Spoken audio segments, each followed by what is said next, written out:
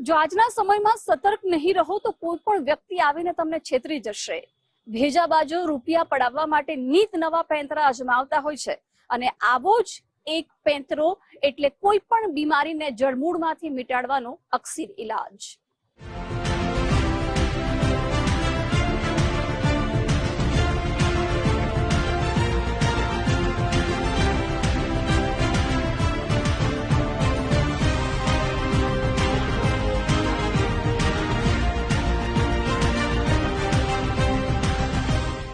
તમને શરીરે ગમે તેવો દુખાવો હોય, ડોક્ટર રુસ્તમ દવા લેશો એટલે મટી જશે। કોઈ બાગ બગીચા કે હોસ્પિટલમાં તમે બેઠા હોય અને તમને કોઈ આવી વાત કહે તો તેની કોઈ વાતમાં ફસાતા નહીં તો વારો આવશે માથે હાથ મૂકીને પસ્તાવાનો। વલસાડમાં બીમારીની સારવારના નામે ચીટિંગ, લાખો ખંખેરતી ડોક્ટર રુસ્તમ ગેંગનો પર્દાફાશ। फ्रॉड गैंग में सामेल बे भेजाबाजो सकंजामा। वलसाड पुलिस ने गिरफ्त में जोवा मळी रहेला एक शख्सનું नाम मोहम्मद समीर छे અને બીજાનું નામ મોહમ્મદ ઇરફાન। બંને આરોપીઓ મૂળ રાજસ્થાનના બારા જિલ્લાના વતની છે, જે છેલ્લા ઘણા સમયથી મહારાષ્ટ્રના પાલઘરમાં રહે છે। આરોપીઓ મહારાષ્ટ્રથી અડીને આવેલા ગુજરાતના વલસાડ, સુરત, નવસારી સહિતના જિલ્લાઓમાં ફરતા હતા, જ્યાં પગના દુખાવા સહિતની બીમારીઓના જડ મૂળથી ઇલાજના નામે રૂપિયા ખંખેરતા। મોટા પારસીવાડ વિસ્તારમાં રહેતા ફરિયાદી આ ગેંગનો ભોગ બન્યા છે, જેની ફરિયાદના આધારે પોલીસે બંને આરોપીની ધરપકડ કરી વધુ કાર્યવાહી હાથ ધરી છે। હાલમાં પિતા પુત્ર છે, જેમાં મોહમ્મદ સમીર અને મોહમ્મદ ઇરફાન આ બે આરોપીઓ છે અને ડોક્ટર રુસ્તમ તરીકે જેને ઓળખાણ આપી હતી હાલમાં મહારાષ્ટ્ર ખાતે રહે છે। અત્યાર સુધી મહારાષ્ટ્રમાં એક અને ગુજરાતમાં અલગ અલગ સ્થળોએ ટોટલ 5 એમ કુલ 6 જગ્યાએ આ લોકોએ આવી રીતે પૈસા ઉઘરાઈને અને ટ્રાન્સફર કરવાનું જણાઈ આવે છે। આરોપીઓની હજી પૂછપરછ ચાલુ છે અને એ હજી જે ડોક્ટર રુસ્તમ તરીકે જેને ઓળખ આપી હતી એને પકડવામાં આવશે તો એ અલગ અલગ જગ્યાએ ક્યાં ક્યાં આવા બનાવ કરવામાં આવેલા છે એની ખાતરી થશે, જેથી એની હાલમાં તપાસ ચાલુ છે।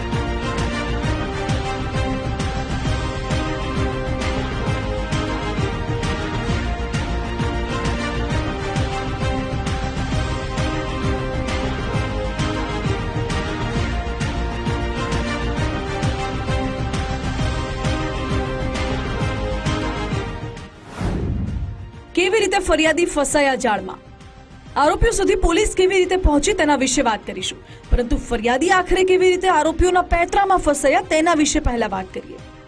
પારસીવાડના ઉત્સવ એપાર્ટમેન્ટમાં રહેતા હેક્ટર ચૌથિયા છેલ્લા 2 વર્ષથી પગના દુખાવાથી પીડાતા હતા। થોડા દિવસ અગાઉ તેઓ દવા કરાવવા ચીખલખ બાજુ ગયા હતા।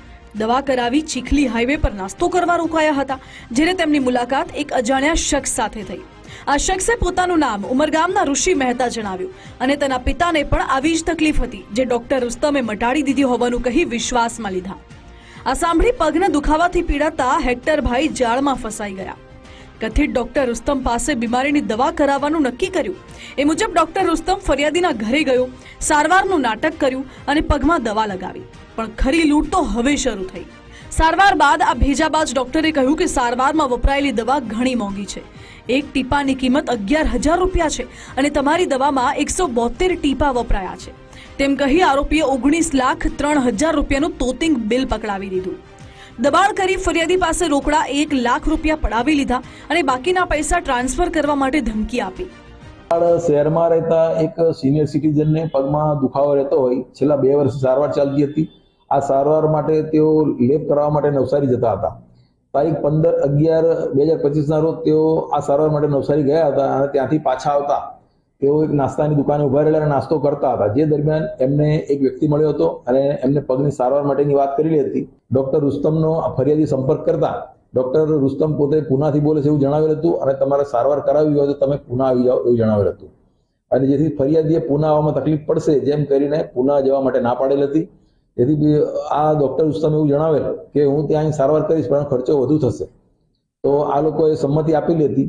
અને જ્યારે ડોક્ટર રુસ્તમ 21 તારીખના રોજ અહીંયા આવેલા હતા અને કહ્યું હતું કે આ જે સારવાર થશે એના એક ટીપાનો ખર્ચ 11,000 રૂપિયા થશે અને સારવાર ચાલુ કરી હતી, જે દરમિયાન સારવાર દરમિયાન 171 ટીપા નાખેલા અને જેનું બિલ એમણે 19 લાખ રૂપિયા જણાવેલ હતું। જેથી ફરિયાદી અને એમના પત્ની ગભરાઈ ગયેલા હતા અને કહ્યું હતું કે આટલા પૈસા તો હાલમાં છે નહીં, જેથી તેમણે 1 લાખ રૂપિયા ચૂકવેલ હતા અને બાકીના પૈસા ફરી ચૂકવવાનું જણાવેલ હતું।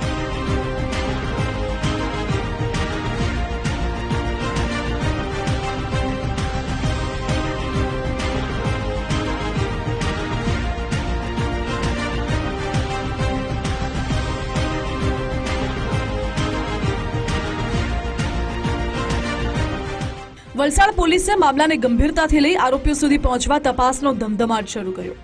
તપાસમાં પોલીસે વલસાડથી લઈને મહારાષ્ટ્રના મનોર અને પાલઘર સુધીના 200થી વધુ સીસીટીવી ફૂટેજ ખંગાળ્યા. તપાસમાં ખુલ્યું કે આરોપીઓ મહારાષ્ટ્રથી ટ્રેનમાં વાપી આવતા અને ત્યાંથી રિક્ષા કરીને શિકાર શોધવા નીકળતા. આખરે ટેકનિકલ સર્વેલન્સના આધારે આ ગેંગ ફરી કોઈને શિકાર બનાવવા આવી રહી હોવાની બાતમી મળી, જેની મદદથી પોલીસે 2 આરોપીને દબોચી લીધા. આરોપીઓ પાસેથી પોલીસે રોકડ રૂપિયા અને અન્ય મુદ્દામાલ મળીને 1 લાખથી વધુનો મુદ્દામાલ કબજે કર્યો છે.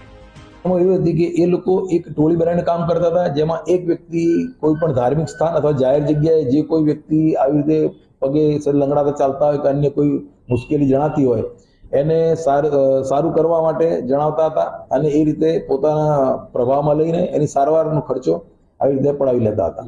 અત્યાર સુધી મહારાષ્ટ્રમાં 1 અને ગુજરાતમાં અલગ અલગ સ્થળોએ ટોટલ 5 એમ કુલ 6 જગ્યાએ આ લોકોએ આવી રીતે પૈસા ઉઘરાઈને અને ટ્રાન્સફર કરવાનું જણાઈ આવેલ છે. આરોપીઓ કેવી રીતે શિકાર શોધતા હતા અને પોતાની જાળમાં તેને ફસાવતા હતા. હવે આરોપીઓની મોડસ ઓપરેન્ડી વિશે વાત કરીએ તો આરોપીઓ બાગ બગીચા કે હોસ્પિટલ જેવા સ્થળોએ જઈ સિનિયર સિટીઝન્સને ટાર્ગેટ કરે. ખોટા નામ ધારણ કરી એક ડોક્ટર રુસ્તમના નામે ચમત્કારિક ઇલાજની વાતો કરી અને પછી મોંઘી દવાના બહાને લાખો રૂપિયા પડાવે. હાલ તો વલસાડ પોલીસે ફ્રોડ ગેંગના 2 સાગરીતોને પકડી જેલના સળિયા પાછળ ધકેલી દીધા છે. જો કે અત્યારે તો પોલીસ પકડમાં કઠિન ડોક્ટર રુસ્તમના 2 સાગરીતો જ હાથે લાગ્યા છે, જ્યારે ગેંગનો માસ્ટર માઇન્ડ ડોક્ટર રુસ્તમ હજુ પોલીસ પકડથી દૂર છે, જેને પકડવા પોલીસે કવાયત હાથ ધરી છે. પ્રિયાંક પટેલ, ગુજરાત ફર્સ્ટ, વલસાડ.